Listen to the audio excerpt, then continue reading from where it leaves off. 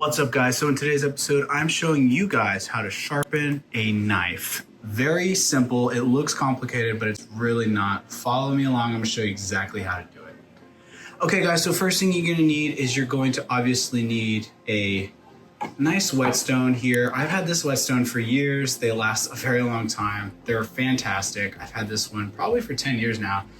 I soak it in water for about 30 minutes. You want to completely submerge it. It's extremely important that you do this. If you don't, it can damage your knife. So just be patient, soak this for 30 minutes in water. Once it's completely soaked, you're going to take it out. You're going to place it back on the rubber stopper that it was packaged with. Usually come with one. I do usually an additional thing with my knives, and I like to keep a nice paper towel under that's been wrung out. This offers an additional stop, just a different additional stoppage to keep the whetstone from moving a lot while you sharpen your knife. So you're gonna take your knife after your whetstone has been soaking for 30 minutes. I actually like to keep the water right next to me while I'm sharpening. You're gonna see in a second why. And basically, so I'm left-handed, so this may look a little bit different for you, but you're just gonna take your knife in your hand. And a couple things we can do before we even start is we can test how dull it is. Now, there are two primary ways that I use that I learned through just cooking professionally and in culinary school, ways to check to see how sharp a knife is. Well, three actually. So one obviously is, you know it's dull because it feels like you're cutting with a hammer. So if you're cutting something and it just isn't cutting well, that's one way. Second way you can know it's dull is if you take your nail and you take your knife and don't cut yourself, but you're just gonna put the knife on your nail and you're gonna try to push the knife. And if it pushes off really easily, it's a sign that your knife is dull. Now, if you put your knife on your nail gently and you try to push it to the left and it's not moving very easily, like it's sticking, that's actually a sign that your knife is sharp. So that's the second way. There's a third way, actually. If you feel the knife with the bottom of your finger and you can feel how grainy it is, over time, you'll know what a sharp knife feels like by how grainy it is. This one's pretty dull. It's not super dull, but it's kind of dull. And then actually, I'll show you even a fourth way, a little bonus way. Take a paper towel just like this, and all you do is just fold it in half like so, and just gently try to cut through it. See, my knife is still pretty sharp. I mean, it's a professional knife, so it's still pretty sharp. But if you had a really dull knife, going through this paper towel would be really, really hard. In fact, you probably wouldn't even be able to do that. Actually, I'll take one of my house knives and I'll show you real quick. So this is a fish knife that I got in culinary school, and it's probably extremely dull. So let's try to apply the same thing to this paper towel. Yeah, see, look, it's not even cutting the paper towel. See how dull that is? I'm literally trying to cut it and I can't. This is super dull. It doesn't even stick on my nail at all. When I've touched the bottom, I don't feel anything. See that? I'm not gonna cut myself because it's dull. So actually, we might need to sharpen this knife too. So anyways, let's get started with the sharpening part. I'm gonna show you exactly how you do it. So you're gonna take a little bit of water. I'll take just a little bit of handful. You don't have to be super dramatic about it, but you wanna make sure that the top of the whetstone is a little bit, it has some moisture on top. And you're gonna take your knife. I'm left-handed again, so I'm gonna take my knife and I'm going to start with the tip of my knife on the left-hand corner of this whetstone, and I'm going to put my right hand on it. Now, if you're left-handed, you're just gonna do it the inverted way, just like that. I'm gonna take it and I'm just gonna go up. And what I'm doing is I'm going up diagonally. If you could imagine a line diagonal from the tip of the knife to the base of the knife, okay? Starting with the tip on the corner, applying pressure, applying pressure, applying pressure, and then going all the way up until the base of the knife hits the other corner. And I'm just gonna go up just like that. I'm gonna do it quickly. I'm gonna do it a couple times slowly so you can see, and then I'm just gonna start moving faster. A couple things to keep in mind. Number one, the pressure of your hand. The pressure of your hand that you're pressing on the knife is very important. You wanna make sure that it's even.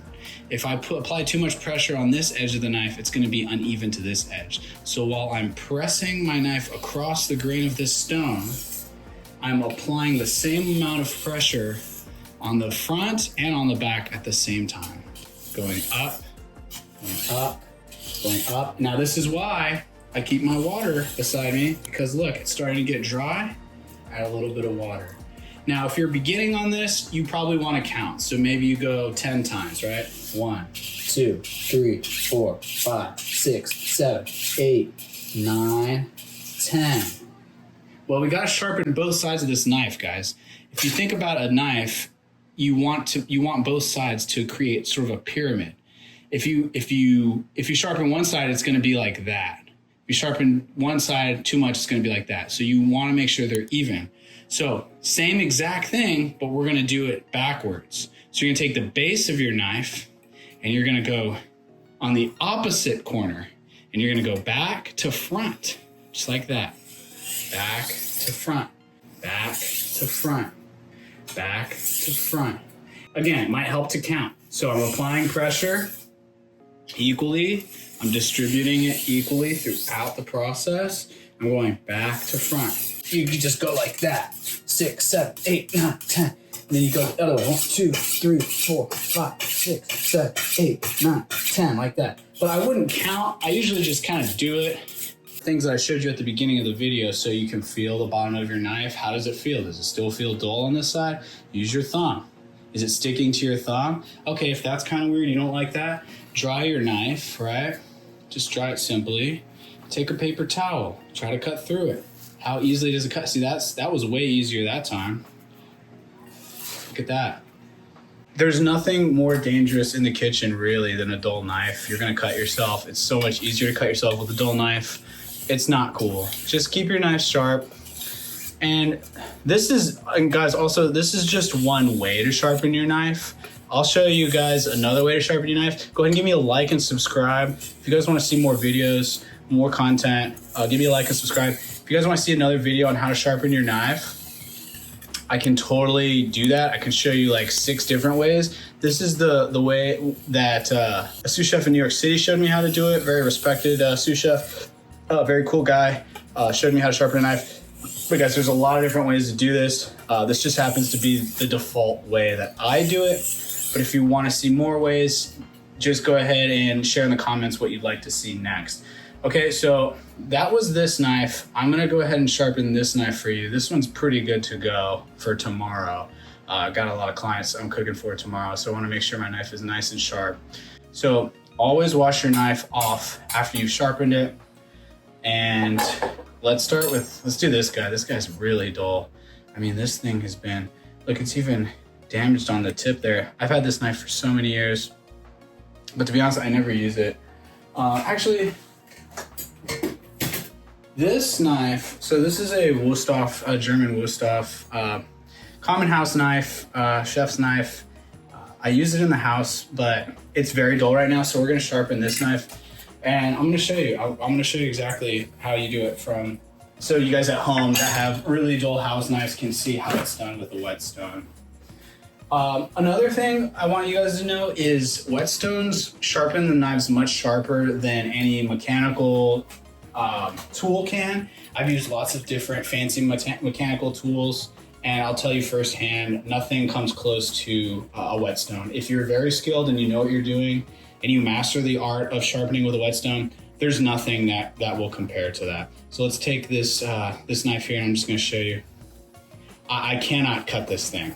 I mean, this paper towel is just not cutting. Look, you can see I'm really trying to cut this paper towel. I just can't. I feel it with the bottom of my finger. It doesn't even feel, like I told you earlier, sharp, like a point. It's more of like rounded. So it's like rounded here. So under a microscope, if you were to look at the edge of this knife, it wouldn't look like a point.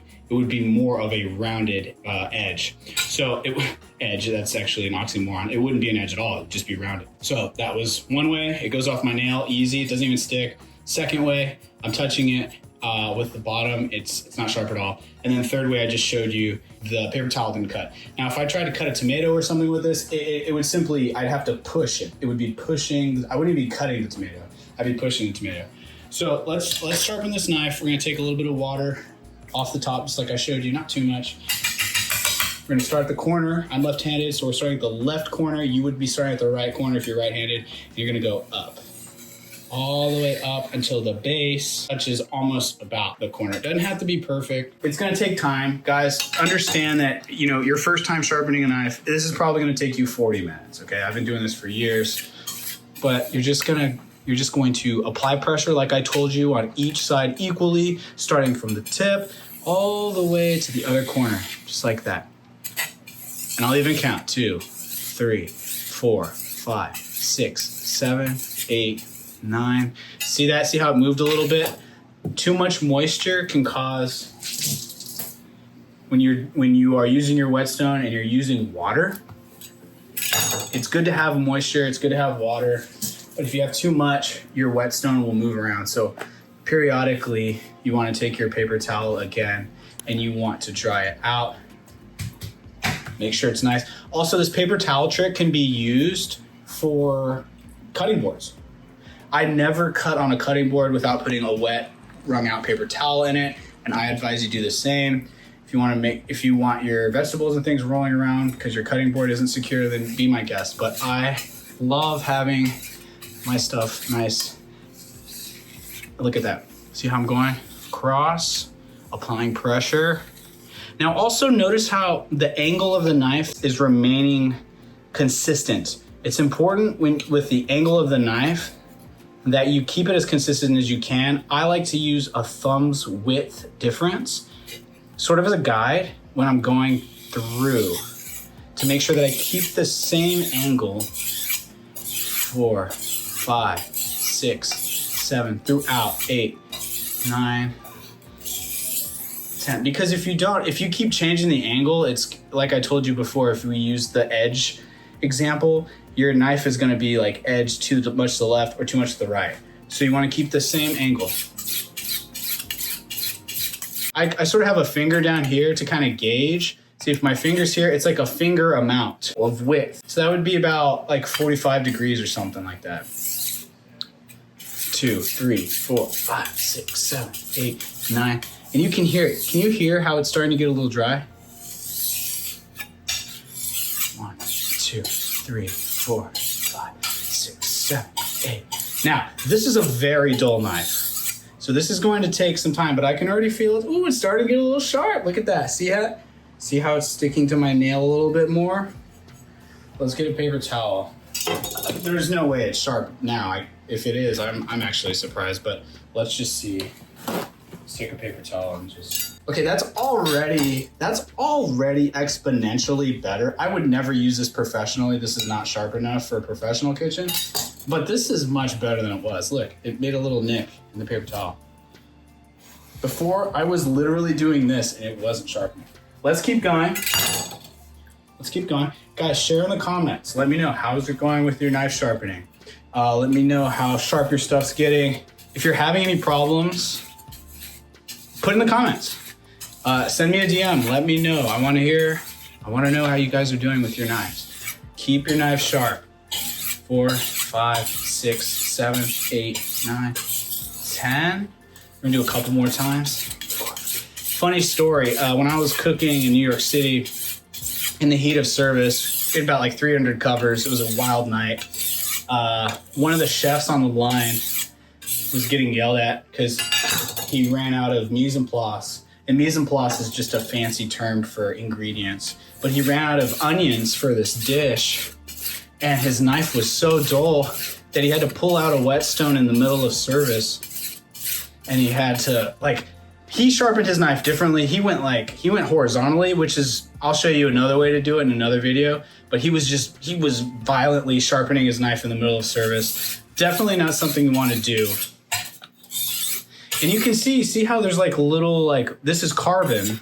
So all the carbon from the knife is coming off onto the stone.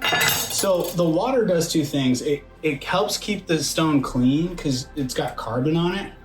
But what it also does, it helps lubricate the movement of the knife across the rock, okay?